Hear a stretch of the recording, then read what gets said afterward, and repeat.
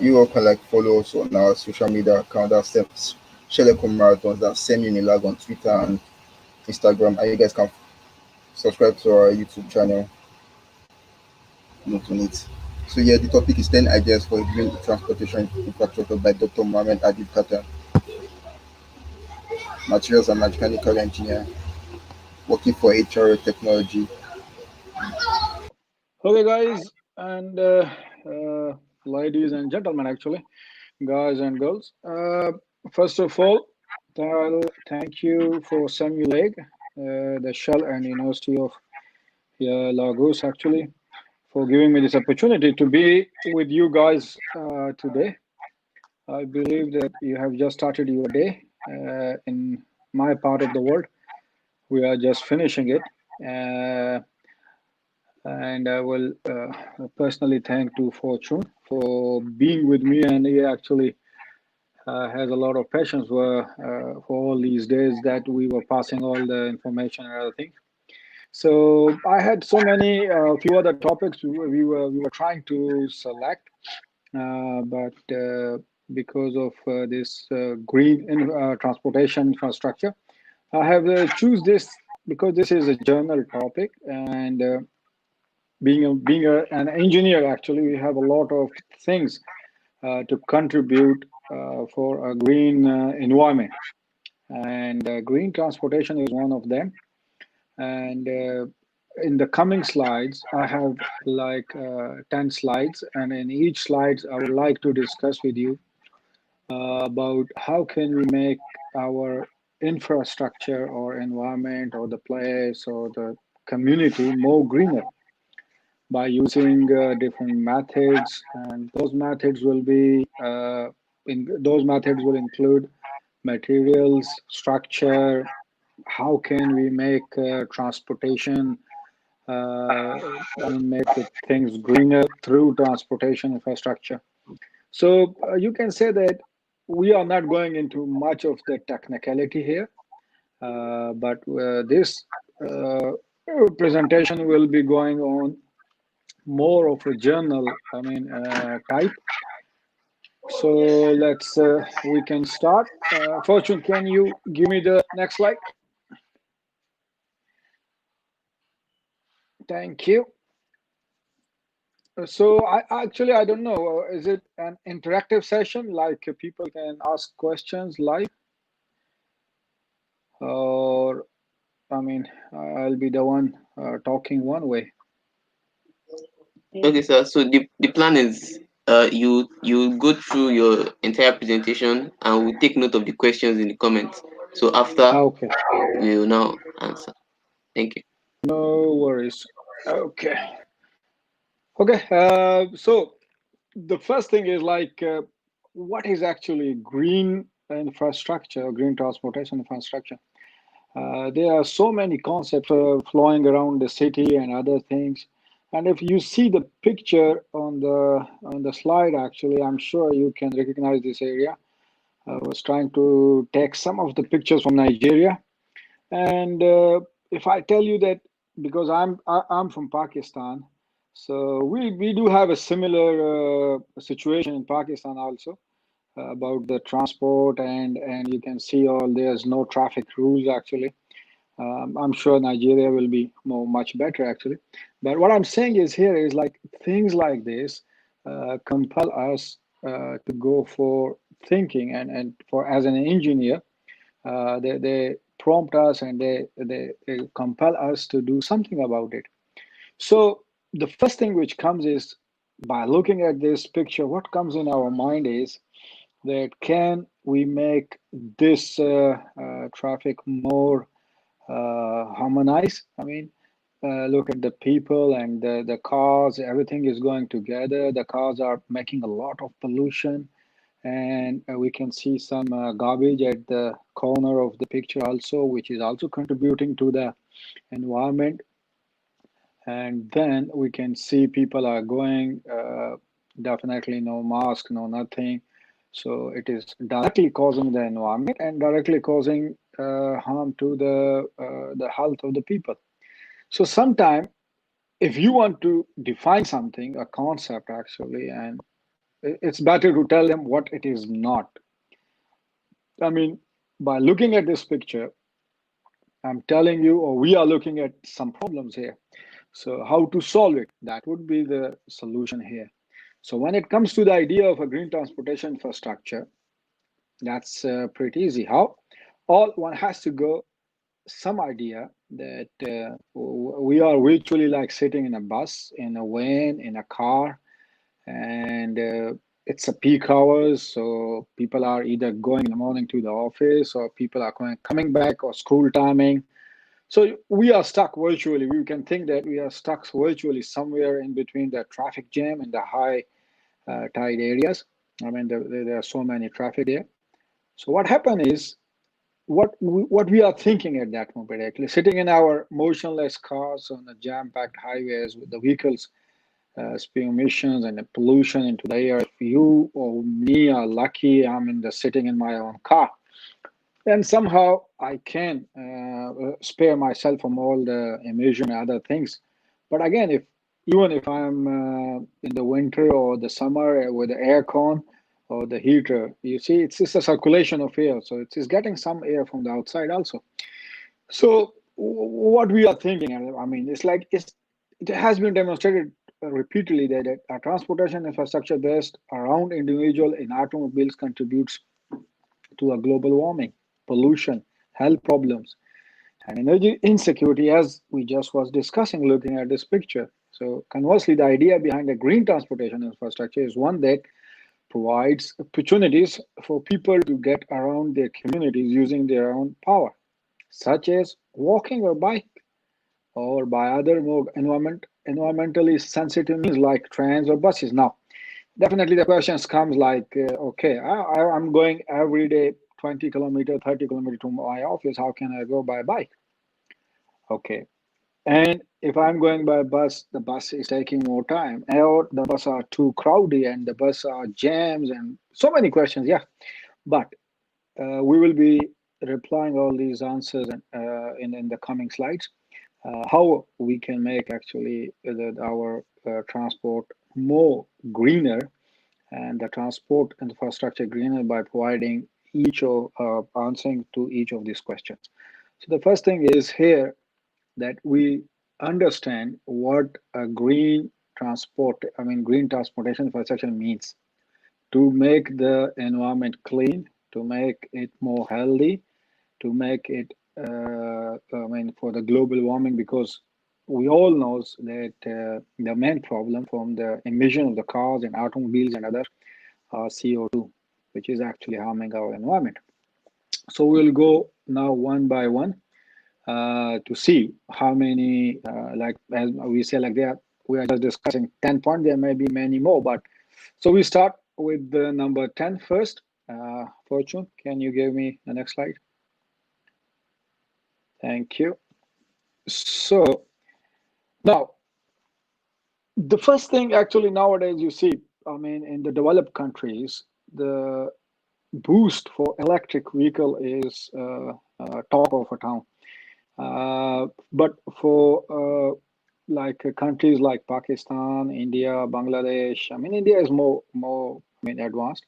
Pakistan and like I'll say my country actually. So for that region, we are looking for electric vehicles. And with electric vehicles, what comes in our mind, the first thing is coming in our mind is electric cars only. So electric vehicle doesn't mean only electric cars actually. Electric vehicles are starting from the train. You may have seen the trains. Most of the trains are actually utilizing electricity. Then we have vehicles. The automobiles. Another thing is electric bike actually. This is a very, good. Like people like electric bikes here in Australia, and it is definitely, we'll see how it is environment friendly. But that is actually replacing the cars and trains and other mode of transportation here. Just to give you one example, one of my colleague here, he actually travel like 20 kilometers in the morning. So he can buy electric bike. You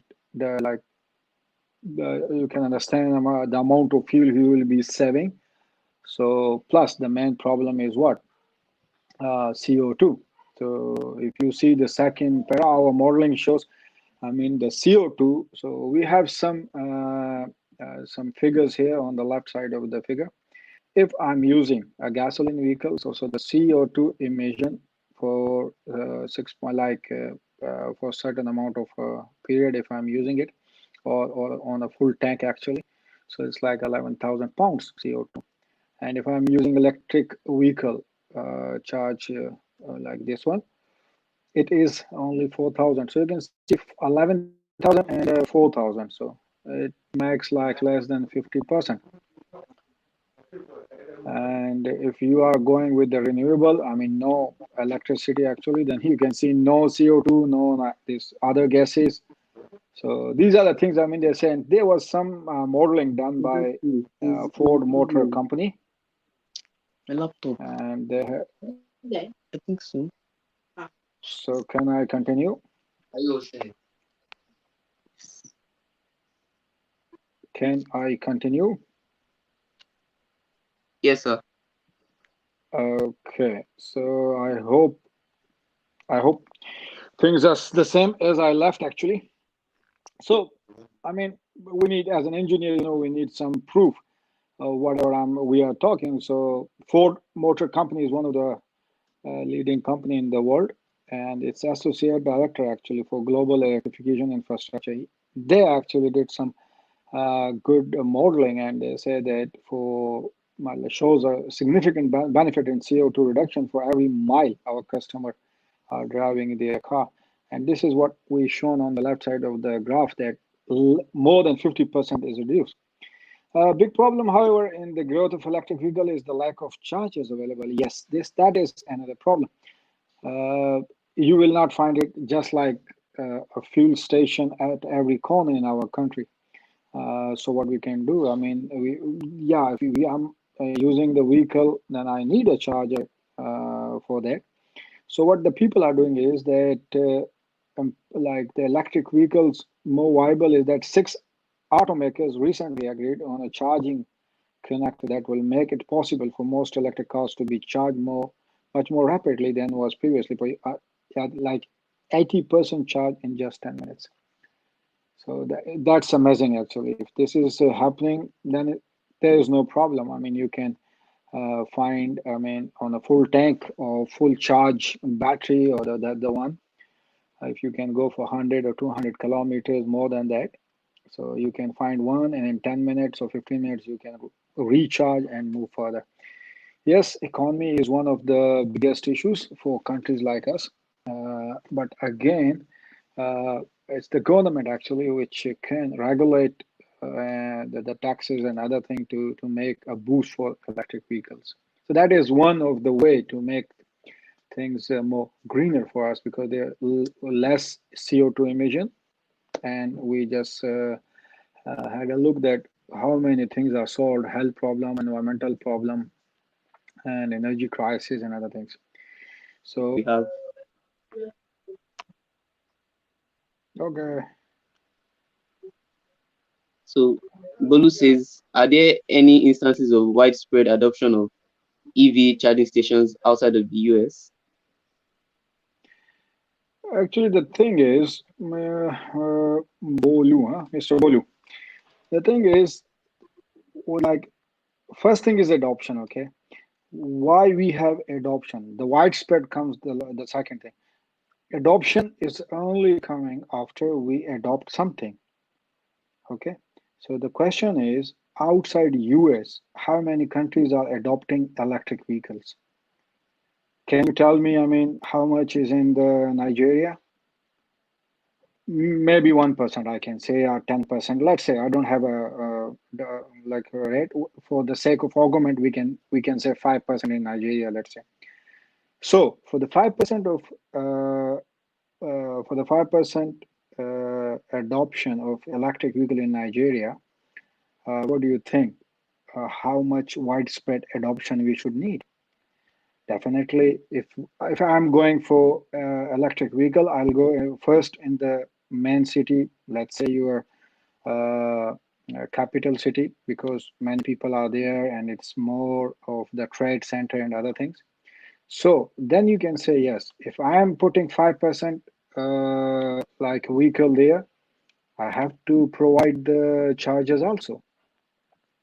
So for your question, yes, there is not a widespread adoption of electric vehicle, number one, and then the charging stations come. But in this today's presentation, we are just looking for the options how we can make our infrastructure more greener. And I'll just share with you when I was doing my PhD. Uh, in my first semester, I was looking to do some experiments, and I don't have any. I don't have the resources in terms of finance also and equipment also. So I was just looking for something like I can do that. And like one day I was meeting with my professor, and he was asking me like, "Did you check it in US? We can do it or not?" So I say I'm sitting in Malaysia. I'm doing my PhD in Malaysia. How can I look in United States? So he said, look, in research, we have to first find out all the possible ways through which we can get some results, and then we can start looking how to get them. I hope you get my point. The thing is, if you are looking only at US, and yes, my whole presentation, you will see many of the examples will be coming from US for the obvious reasons. So, I mean, yes, I hope you get the answer. And I really like the question, and I would like everybody to participate and coming like this. Can we move on?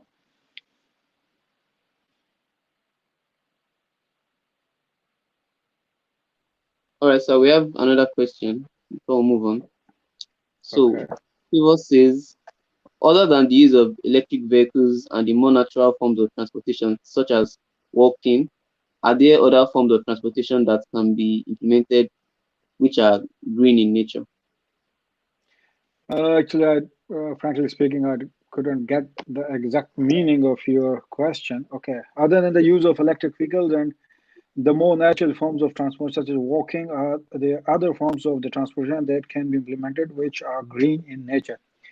Uh, yes. Why we can't wait actually to put to finish my slides. Actually, I'm giving you 10 ways today. Okay, other than walking, other than electric vehicles.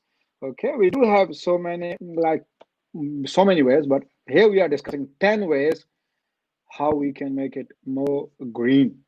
I hope just bear with me, and if still I couldn't answer you any of my questions, your questions actually during my presentation, I'm here, and I'll be happily like discussing it with you.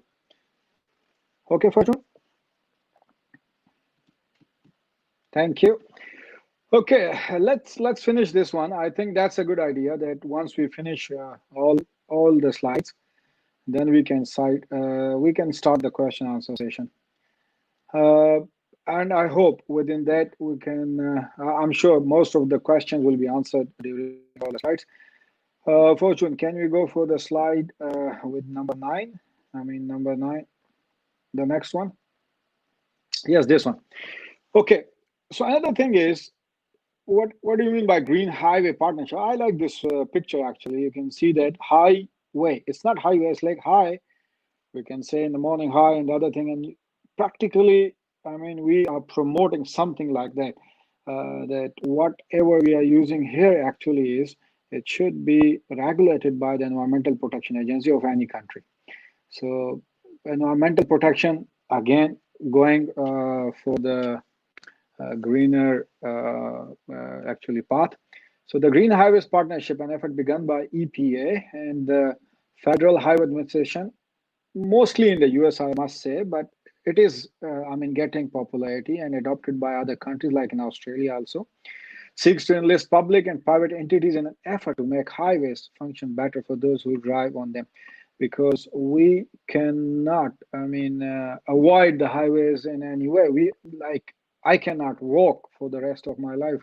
I need a car. I need train. I need bus. Like I have to use them. So definitely we need highways. So how to make it more sustainable? So more specifically, green highways are those that use permeable materials in their construction. So what is permeable materials now?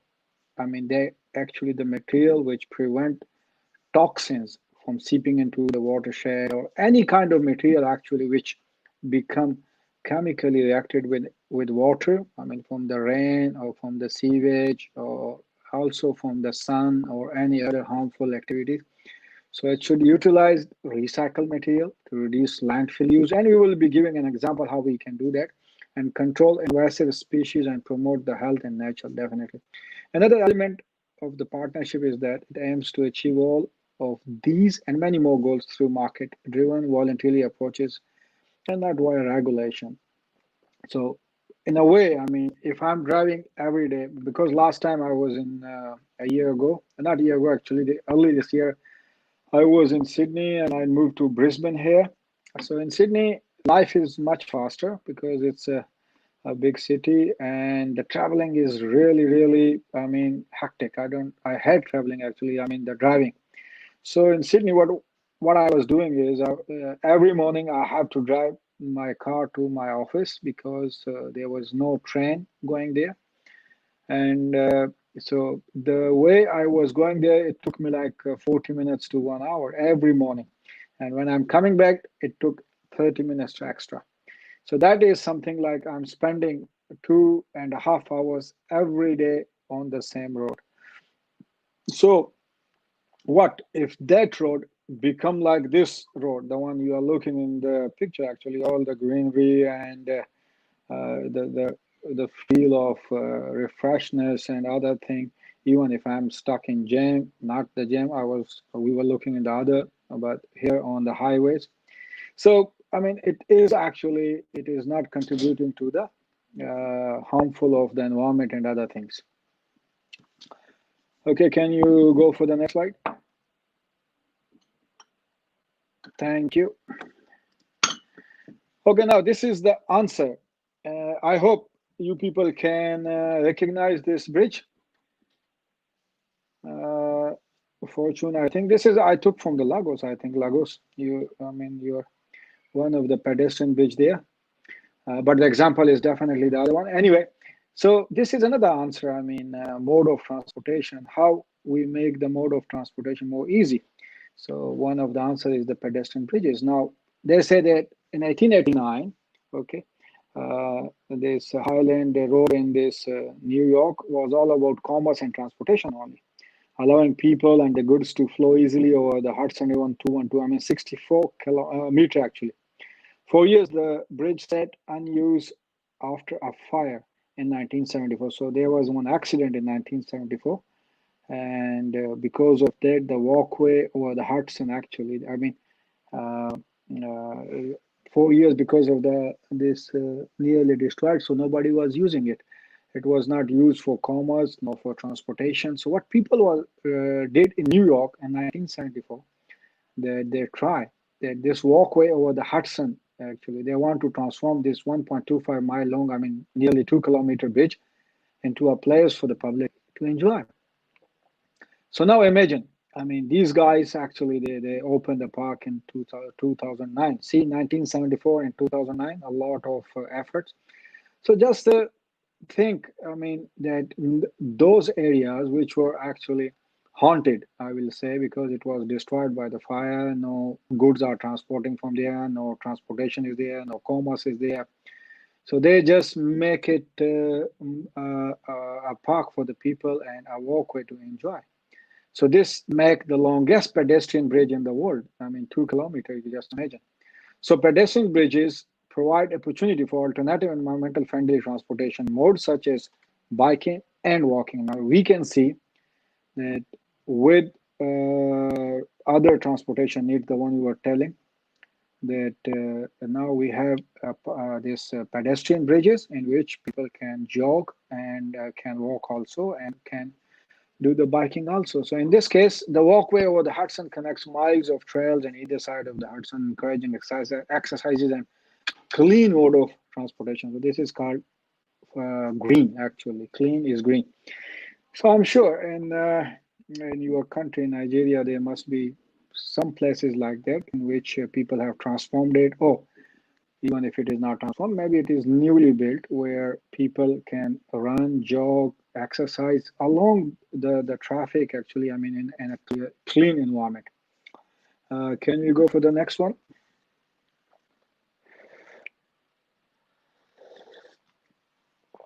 Okay, now coming to the construction material now. How can we use actually, I mean, see, uh, I'm sure many of, because being an engineer and engineering students, you may came across every day to, or often actually because of your projects or other things, going to the construction sites. These construction sites use a lot of different materials, and these materials are not 100% utilized. I mean, some of them, when it is used, the rest actually they just throw it. Yes, they dumped it, but what I'm saying is we have a lot of throw actually materials left. So what we can do with that actually? Can we use it? I mean, to make to I mean, can we use it to make some use of it? Just like there's a construction site or something, or I mean, there and they just left granite slabs from there, and I can take it and make a creative steps in the park. I can take the stones, okay, from some bridge or anywhere else and put it to create a variety of seating and walkways feature.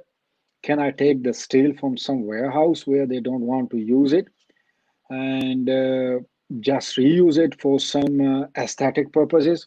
Okay. And I mean, I can do so many things with this recycled material and provide a green boost to any project.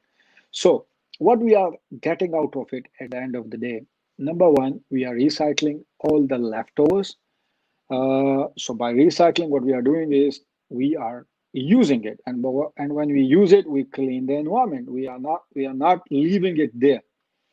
And second thing, what we are doing is we are boosting any of our project. I mean, it may not be only a park, actually, it may be a school, anything actually, or just a walkway in which we are using it. So this is the main idea here is the recycling to boost any project using the construction materials. So construction materials doesn't matter. So there are plenty of aspects. I mean, again, I'm telling you because of the United States, because long history. So Brooklyn Bridge Park, that makes it green. I mean, I was there once and it's like 85-acre project. I hope we all know acre, what means, which is partially open as a park. And that first one built in Brooklyn City's Prospect Park more than a century ago.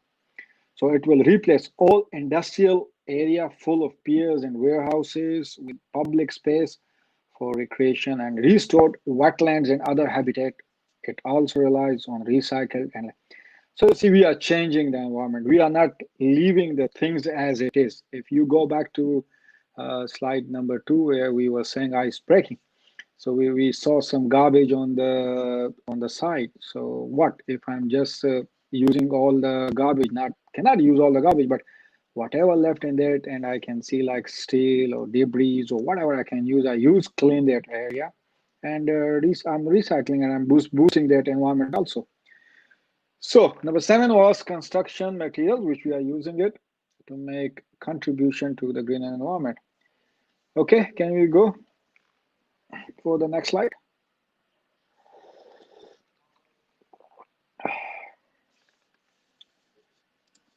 Okay, number 6. So, okay, this picture I really like, and that's what I want to put it at the background more. Actually, I hope you can see it on the. So, from this picture, what you can see, I mean, on the first glance, we can see there's a railway track actually, and there's all the grass and everything. So, it shows that there's no more rail on this track now, and therefore we can see all the people here. So what we are doing, I mean, there's okay. I'm not like they say that. I mean, that in some city actually you can say that we have transformed what was once piece of what would now be called green infrastructure. An elevated railway line, which was transformed into a nearly 2.14-kilometer walkway and a park on the west side of Manhattan area. This is called High Lane. So, what was a transportation route for meat and other agriculture goods heading into factories and warehouses from 1934 to 1980 is now a popular park with areas of public art and urban gardens. So, this is another answer for that question, which was asked, like, beside walking and other things, what other things we can do. So this is another thing, like you can see, we actually practically transform something from 1980s to a popular park now, 2.1 kilometer. And I really like this picture. You can see, I mean, I would really like to have my evening walks here. Okay, Fortune, next.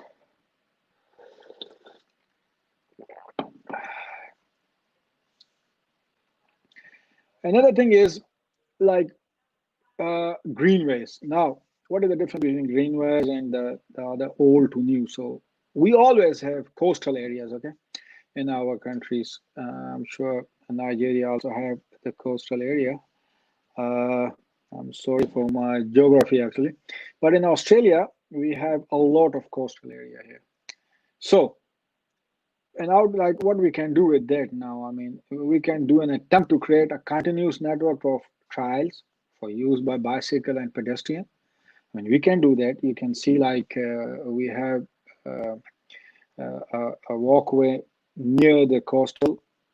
We can imagine, just look this picture, how, I mean, beautiful and environment friendly and fresh it looks given to us. And you can see in the picture that there are two trees and three trees which are on the way actually. So they didn't cut the trees and they just move around the tree. It is not like just because for our track, walking track or jogging track, we have to cut the trees. So this is another thing I want to show you.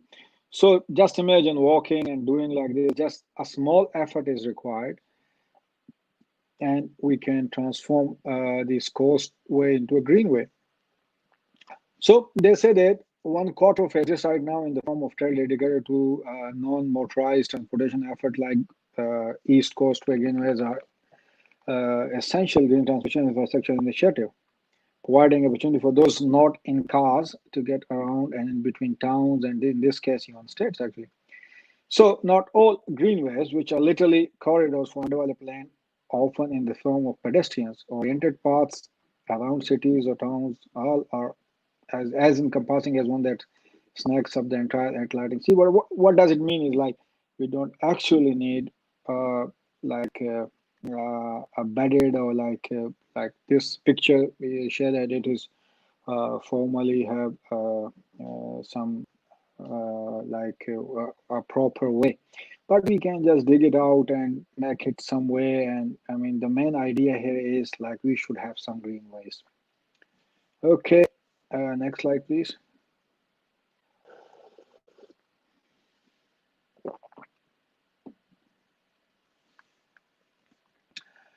Okay, now this is the bike friendly community, the one so our friend was asking. So we can make our communities bike friendly. Now the thing is, how can we make community bike friendly? The Well, let me share with you. I was once traveling in the Europe, and I was in Holland, Netherlands, so Amsterdam actually. And in Amsterdam, they called it. And they have a lot of flags there. So the bikers there actually they have their own path, and they are traveling, and they are.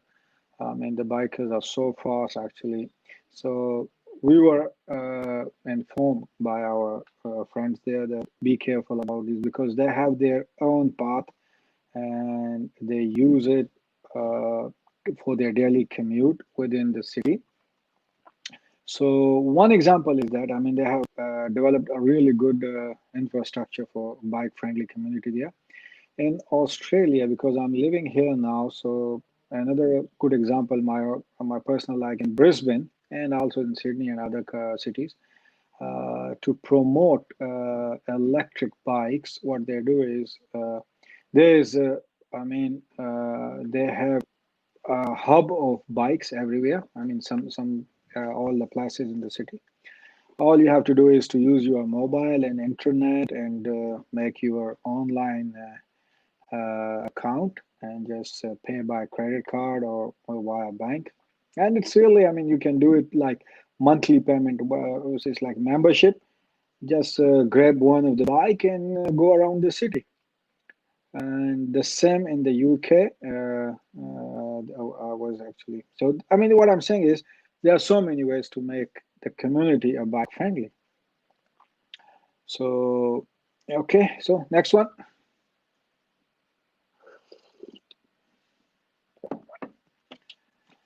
Now, this is one of the most important thing. I mean, bus lanes. How the bus lanes are actually contribute to the greener environment. The first picture, if you remember, the buses, the cars, the people, everybody was mingled around, and that's actually what makes things more complex and messier.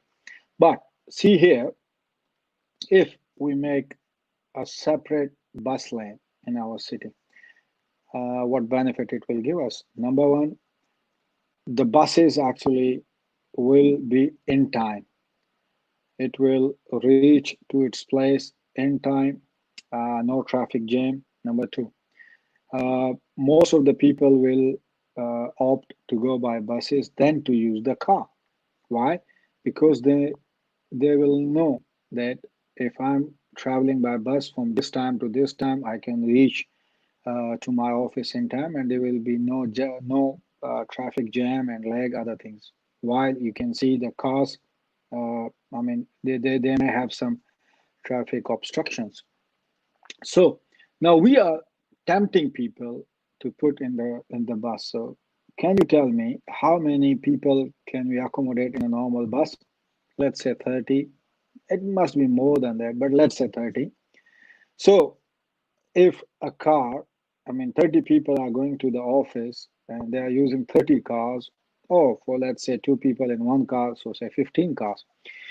So you can say that we are actually serving our environment from 15 to 30 cars daily just because of one bus. People are opting it, and the emission of carbon dioxide from those cars and the other, I mean, the fuel consumption, the other things. So this is the way. I mean, we are doing it like this. So I will just go. I mean, China is one of them. Actually, they are doing a lot of good studies in this. Mm. So a study of 14-mile, nearly 22.5 kilometer bus rapid transit corridor in Guangzhou, China, that nation's third largest city, found that the system will reduce carbon dioxide by 86,000 tons per year in its first decade of operation. In addition to the study by this institute, they found that dedicated bus system reduces particular emission that causes respiratory illness by 4 tons. So this is what we are talking now. Okay, I mean, just by putting the buses in the different lanes, we are doing a lot to our mother nature and making it more fresh and green. Next slide, please.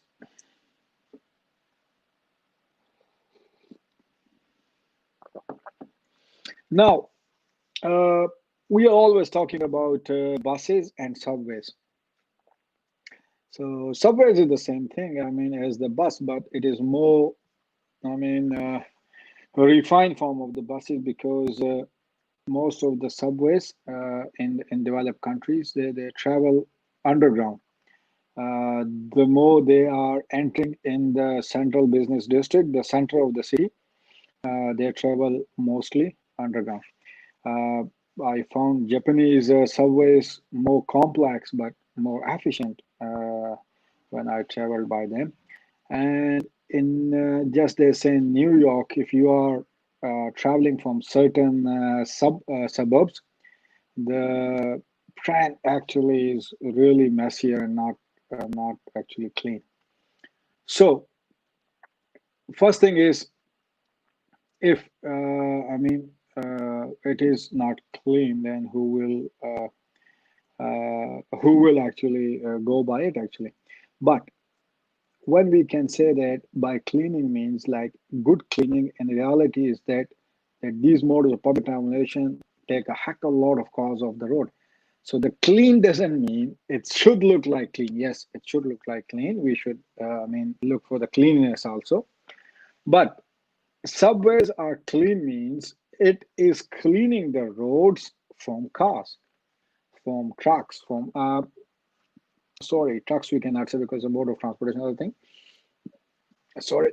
So the cars actually the daily commute. So you can say take a lot of cars out of the road and contribute mightily towards a greener planet. Uh, in all the big cities of the world, they use this mode of transportation, this subways. They call it metro somewhere. Buses is also one of them. But here, we don't need a separate lane, just like we need for the buses, because it has a separate lane by default. So they say that uh, the Center of Transportation Excellence report that subways and buses are a major factor in fighting respiratory illness caused by the pollution. Less cars, less pollution. Indeed, the center says that the bus and subways ridership results in 156 million pounds, some metric tons, of the nitrogen gas that causes respiratory disease from being emitted, which is to say nothing of the benefits in preventing the output of hydrocarbon that creates smoke and carbon dioxide that contribute to the global. So another thing is we can make subway, or we can say subways are cleaning the road from the cars. The last one.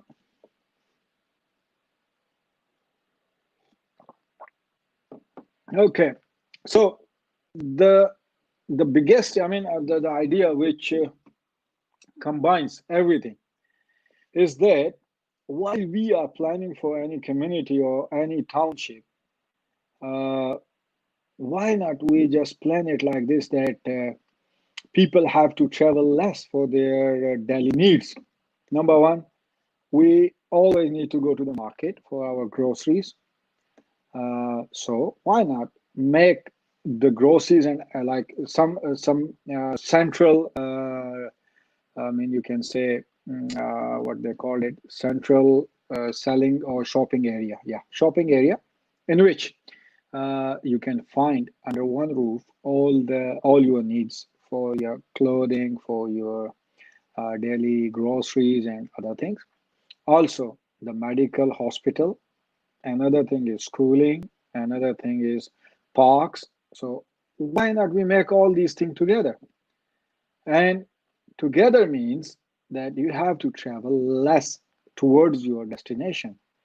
So the less you travel, if you are traveling by car, less emission of carbon dioxide. And if you provide a buses or subways like that, again, it is contributing. You are going to the central region. So smarter growth is like this. So to some people, thinking about green transportation and facilities isolation is my scary. Instead, they insist that a better approach is to figure out how to configure the entire community in such a way that the green and mode of transportation is simply the most obvious and easiest choice. Just make, as I say, make all their needs in the center or near to them. So, the green mode of transportation will be the most obvious and easiest choice for them. Smart growth, which emphasizes putting homes near shops, jobs, public transportation, does just that by making, zoning choices, for people. And communities throughout the United States, and I'm sure with the other countries also, have successfully converted their big boxes, storage, and parking lots into new community assets such as churches, school, houses, and mixed-use buildings, featuring, interconnected street grids, and all of them actually are making together is giving us a smart growth. So with that, we come to the end of the presentation, and I'm happy to discuss with you now.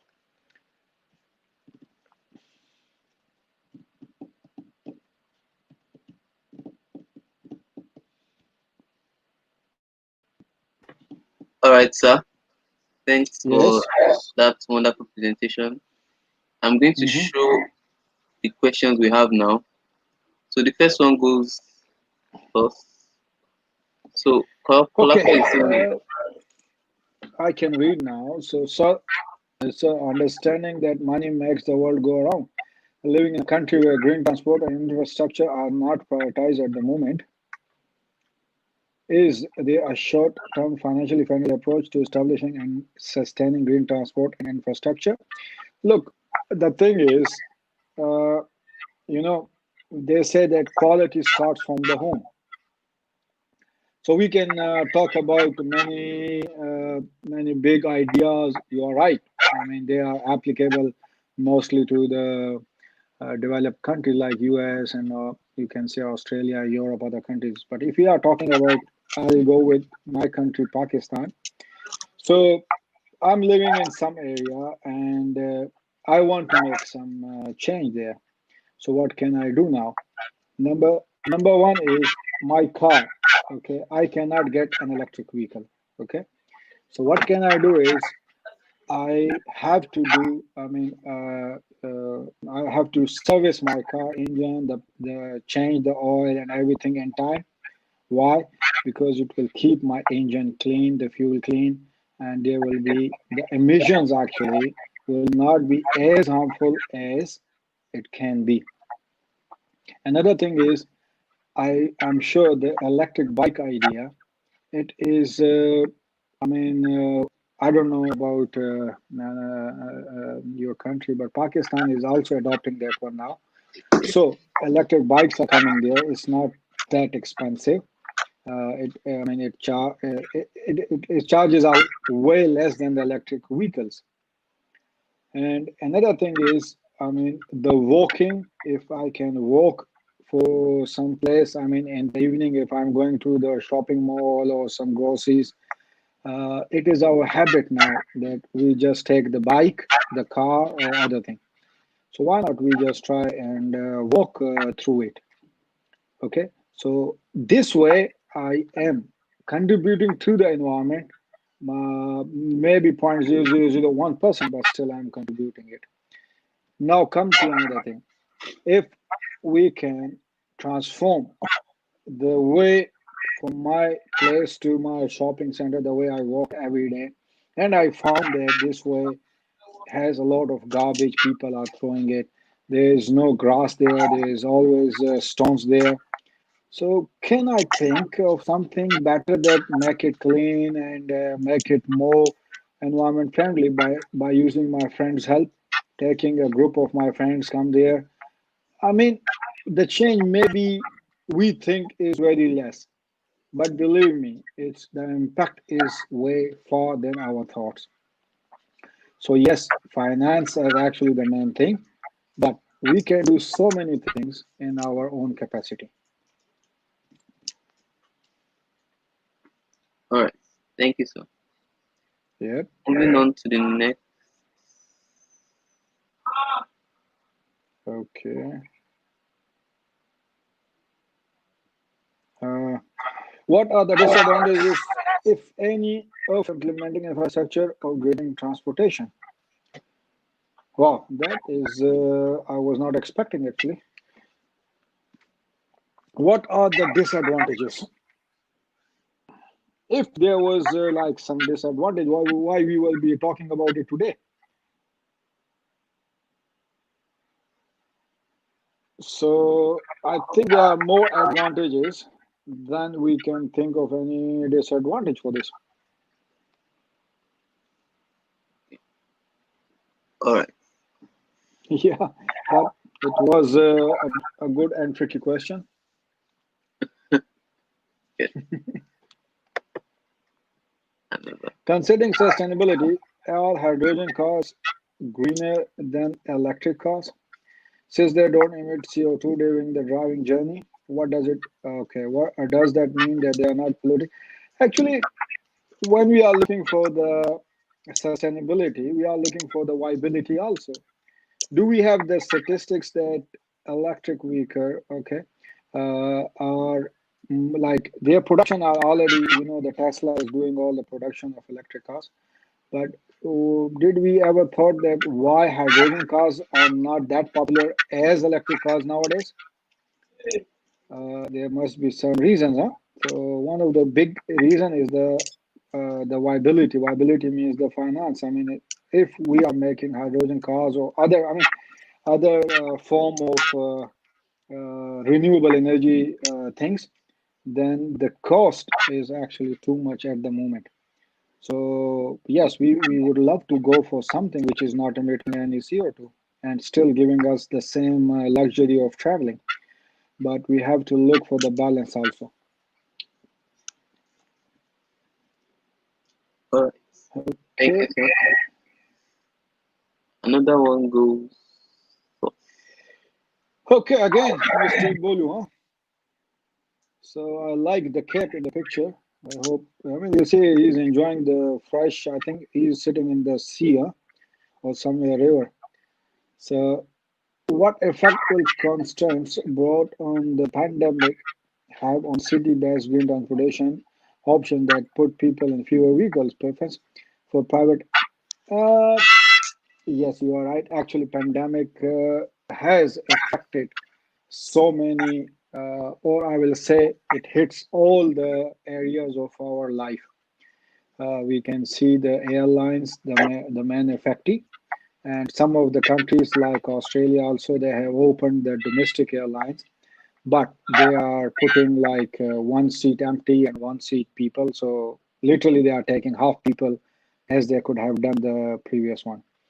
And also in the private transportation, we are following the protocols. I mean, if I'm going with my colleague, then I cannot sit with him in the front. So I have to go back and sit in the back.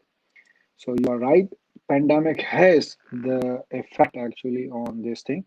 But again, if I see that the train, I mean, it has like normally 8 to 15 cars. We called it bogies also. And if one car or bogie is accommodating, let's say, 200 people, no 100 people, so that will come down to 100 people now. But still, I mean, it is a better option than a car actually. I mean, if I'm going by the train and I can find my timings and I can see, okay, because in this pandemic, what the Australians country actually their transport system did is previously they have like eight. So if they cannot go for 16 cars, they have added two or three more cars to the bogies to the train to accommodate more people while keeping the social distance. Plus, what they did is they put more trains, I mean, on the track. Previously, if you have in 10 minutes only one train is coming, now two or three are coming. So they have actually, what they did is people, I mean, the government is doing is to keep the people from private transportation. So yes, I mean, every pandemic actually it comes with opportunities and ideas to cope with it.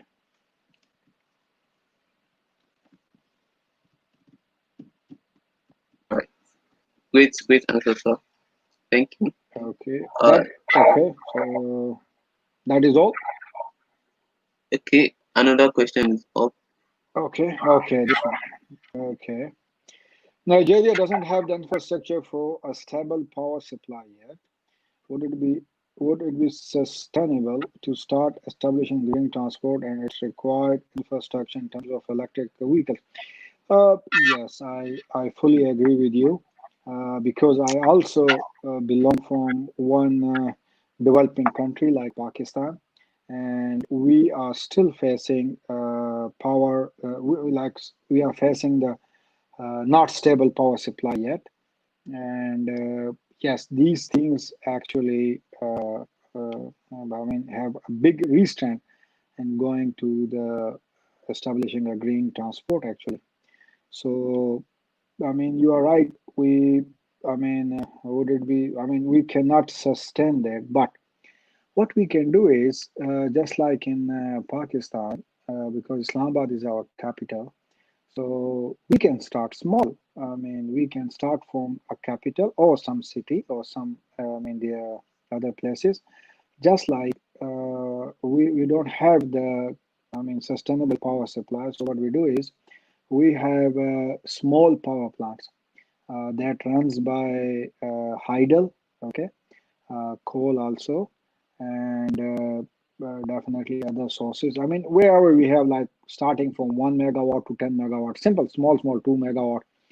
So that is one of the way out for to cope with the unstable power supply. But again, yes, we have a long way to go and have all these, greener infrastructure and transport. You are right. All right, thank you, sir. There are no other questions, but I have one from my end. So it goes like, most of the um, ideas we're talking about are external, that they are not relating directly to the vehicles. So my question is there a way to encourage greener transportation in the design or material selection of automobiles? Fortunately, can you write it for me? Okay, I'll do that. Yeah. So yeah, if I can read correctly, so how can greener transportation be promoted during vehicle design or material selection? Okay, it's a good question actually. The first thing is like, look, the the the source actually, the source of power in the automobiles, that is our concern. First thing. So the source is electricity and the source is gasoline or the fuel. Because at the end of the day, we have to run our engine, and that engine is producing electricity or like power, and our tires and other things are moving. So with the problem, like the answer to your question is that we have already been incorporated all those factors when we are moving towards the, to make the electric vehicles. Coming to the material side, every day and every new research, what we are looking in the material of the car. So car has so many parts or sections. The first, if you can go with the chassis and the structure of the car. So it should be robust. We cannot use we can only use the material with high strength and toughness and for impact loading, definitely in case of any accident and other things. So yes, we and I'm saying that every day we are doing the research to make it more lighter, but in the same property. We cannot compromise on the safety and the properties. Then comes to the car body, and the car body again, the material should be enough to sustain any impact from the outside as well as from the inside. And for that reason, if we are looking for, if we are comparing to make the car more environment friendly, then we should not be using some material that actually do any chemical reaction with any of the environment and produce some any harmful gases or other things. So at the moment, the main concern is given only to CO2 emission and other gases because that is much more harmful to the environment. Plus, it is this sickness, the breathness and other illness. So most of the importance and like is given to only to that. Okay, I hope I give you some answer. Yes, sir. Thank you, sir. I can see one more question that just popped up. So Okay. Okay, Mr. Bolu. I think he's the one who is more interested. Okay, sir, where can we follow your projects and your work centered on green transportation infrastructure? Uh, I can share my what we can do. I mean, I can share you with my WhatsApp number. I don't know in Nigeria. I hope WhatsApp is working, so I can share with you my email ID and my WhatsApp number, and then we can go on from there. I mean, we can share all the, and also I'm on the LinkedIn, and Fortune actually is my in my friend list, so he can share with you my ID there. So there are so many ways actually we can be in touch. Okay. Thank you, sir. There's been a Okay. wonderful session. So, Okay. So is it the time that we say goodbye to each other? yes, sir. Okay. Thank you, Mr. Fortune. I really enjoyed being with you all guys. And actually, when I was doing my PhD in Malaysia, I had a lot of good friends from Nigeria, and still they are actually. And what I mean, I really am happy that I'm again in between you guys. Such a nice company, and I really like the interactive session, all the questions, and I hope that we can continue this in the future also. And Yes, I would request you to share my LinkedIn ID with all the participants here. I'll do that. So yeah, so I will happily add them, and if you or any of your colleagues or friends think that I can be of assistance to, I mean, in any of your projects, in their publication, the paper publication actually, so I'll do that happily. All right. Thank you very much. Thank you very much, sir. All right. Thank you guys. Thank you much. Okay. So that brings us to the end. Yes. And I hope everybody is listening to me. And I will say goodbye to everyone. Have a nice and wonderful day. Thank you very much. Goodbye. Goodbye.